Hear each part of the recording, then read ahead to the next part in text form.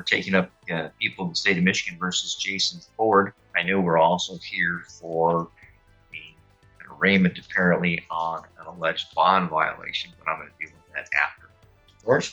Thank you. First, I want to acknowledge it's typically a rather high threshold, and that the people, I myself, did not initially score that, so I want to acknowledge that. Obviously up to the court's discretion, but I think potentially could form a basis for the scoring. Factually, the defendant, the parties were living in a camper. The defendant returned to the camper. He appeared to be, according to the victim. Wow. Just listen how violent this incident was. The court isn't just looking at one punch here. This is repeated, targeted aggression. Audience, imagine the fear the victim must have felt. It's cases like this that push domestic violence from misdemeanor to felony territory. He appeared to be using methamphetamine. He became confrontational, aggressive. She attempted to walk away. He then grabbed her, pulled her to the ground. She was screaming. He pulled off her shirt, her bra. She was naked from the waist up.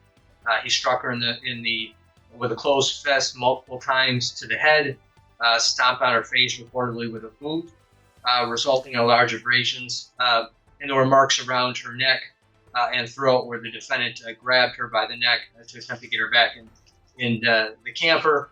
In the defendant's statement on the PSI, he did acknowledge that he was in an angry rage. So I want to acknowledge that I didn't initially score it, but I also want to acknowledge what I think formed the basis for the probation department scoring. And with that, the people would leave it to the discretion of the lawyer.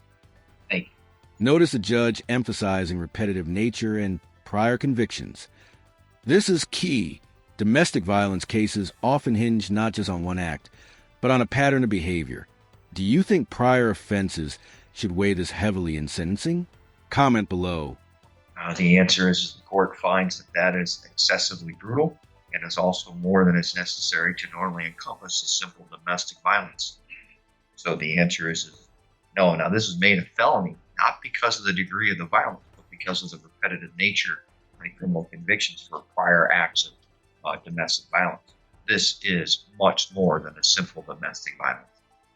Therefore, the court denies the challenge for offense variable number 7. Mr. Denhound, I don't think we have any, but do we have any victim impact statement to be made? We do not. Here in the court. Thank you. Mr. Champion, allocating. Your Honor, my client has taken responsibility in this case. He's spent entering the plea, has completed APS. He acknowledges that he has an addiction in this matter and needs to address that along with some mental health concern. With that, I would ask the court to file a plea agreement, sentence my client to a term of incarceration with probation. Thank you. Mr. Denhound. Thank you, Your Honor. First, I want to state that the plea agreement that was originally arrived at was arrived at with full consultation and support of the victim, Ms. Fountain. What she wanted at that time was she wanted the defendant essentially to be forced into treatment, which occurred in this case.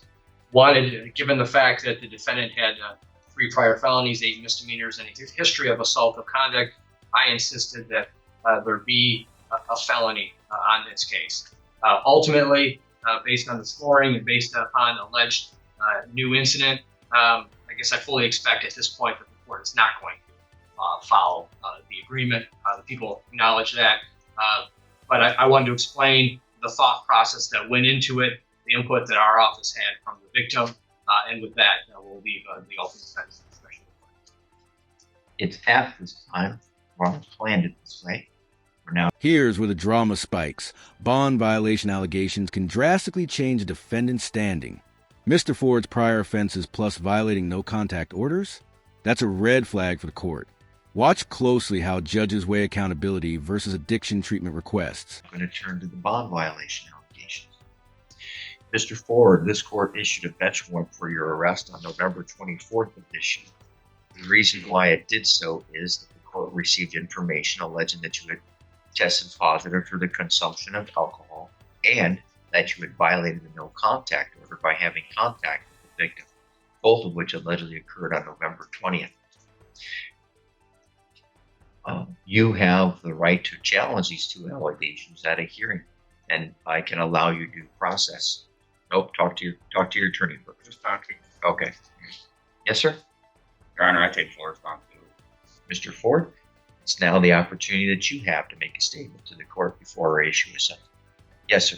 Can I stand or sit? Whatever you feel comfortable with. I know you said you weren't feeling well earlier. Your Honor, I want to say thank you guys for the chance for me to go to rehab. I know that I did violate with the drinking, and I apologize for that, but I take full responsibility. And I can't take back what I did. I can't take back this crime. I can't fix it. I can say I'm sorry, but I'd rather show it. I do have a history, and I'm trying to work on that. I do have I am addicted. I'm an addict. I am having a hard time with alcohol, and that's why I was asked when I do get on probation if I can be released on Stram. As a condition, I'm asking that for a condition to help me. I got out of rehab and I wasn't set up right. I didn't have a sponsor. I rushed out to the world. I wasn't ready. There's no excuses. I knew what I was doing. Sorry for when the IEP meeting when Crystal was there. Sorry for having contact. I honestly, like I said once more, I can't take it back. No, but I am sorry. And that is my family, and I do love her. And when we did talk at the IEP meeting, I thought everything was fine. Everything was, we prayed together. Everything was beautiful. And I'm just hoping that I can get my family back.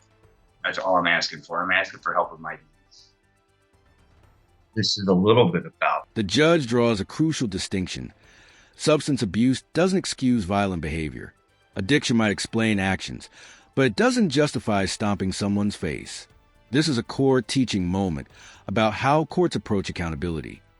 Substance use disorder, but this is about the inability to control your rage and your violence. You're using substances, and you have for a long time. Now, while I've had people tell me that kratom, which might be a legal substance, is okay and helps people, how come I always tend to see it in acts of violence? Well, in addition, maybe it's because it's being used in addition to alcohol and methamphetamine. Check out this timeline. 22 years of arrests, probation violations, and violence. It's almost a case study in how repeated offenses shape sentencing. Audience, would you call this a failure of rehabilitation or personal choice? Let's discuss. Let's take a look here at the defendant's prior criminal history over the last 22 years. It began as a juvenile, started right off with drugs and violence. Then, within the year, he turns to be an adult, and he starts off his adult history with larceny.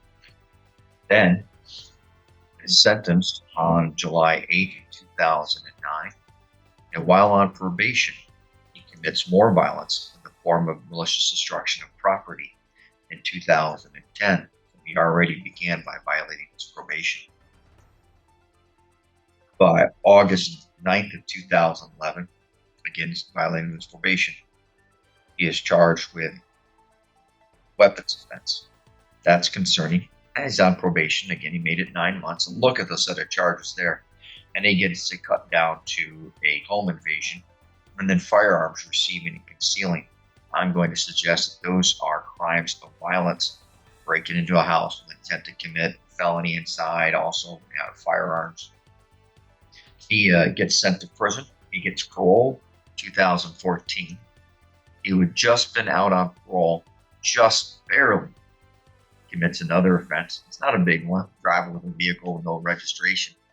But still, when no one's looking, he thinks he can do what he wants. And by the way, after that, still on parole, 2 months later, he's back to acts of domestic violence. While there's no plea or conviction of domestic violence, we do see interference with electronic communication devices, which we know has to do with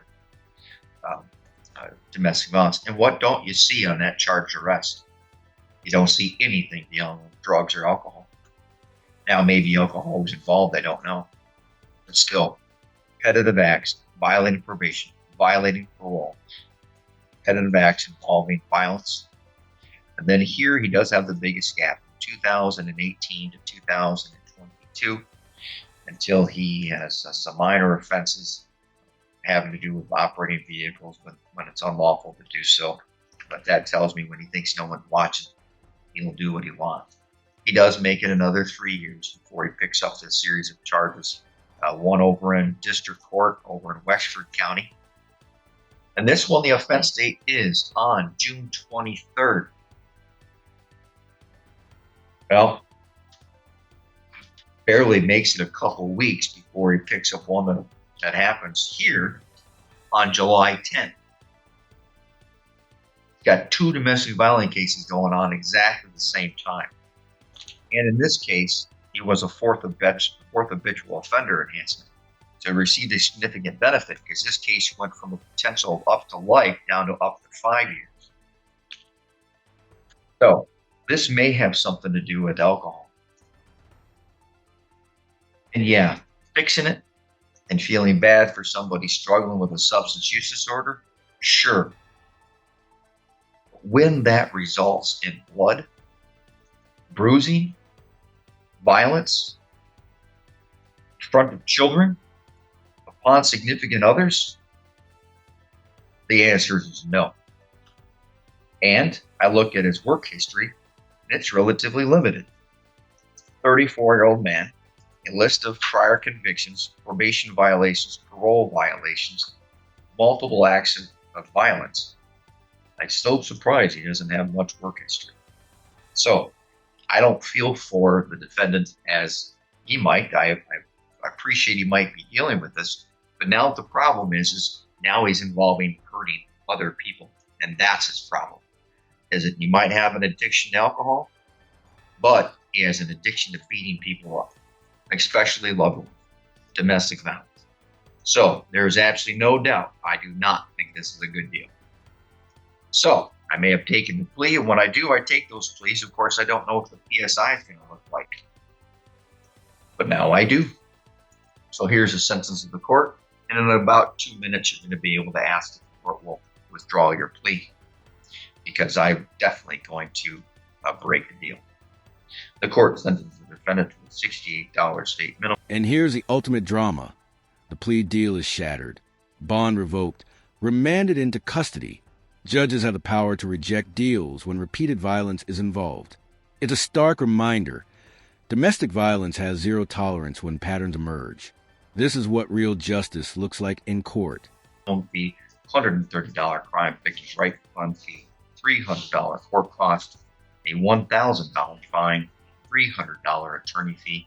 There definitely is no probation, and the court sentenced the defendant to a prison term of 30 to 60 months with 77 days of credit. Your acts of violence, your repeated acts of violence, even while you're pending, while you've got 2 cases going on at one time, and in this one you're stomping on the woman's head, and the fact that you wouldn't have had contact tells me this is all about your arrogance and control and manipulation. That's what domestic violence is all about. Doesn't surprise me you got drunk and violated rules, drank alcohol, and went to go visit her. It's all a part of your control. And the fact that she supports this deal has zero impact on me. I expect her to.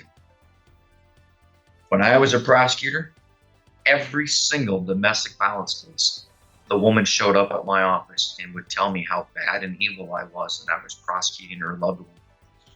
And I would smile when I smiled, but I would tell her, I appreciate your conduct and attitude, but I'm here to defend you when you can't defend yourself. Those requests to let the person out, not give them jail, dismiss the charges, never once. And here, you focused on you and alcohol. I don't care anymore. Stop beating people up. That's the sentence of the court. Mr. Champion, as you know, your defendant now has the right to withdraw his plea because I busted the deal, because the deal was for a limit at 1 year. Yes, Your Honor, my client at this time would to withdraw his plea. All right, the court hereby grants that request to withdraw the plea. It's withdrawn. The defendant's bond is revoked. He's remanded into custody. All right, Thank you, Your Honor. Thank you very much. We are adjourned.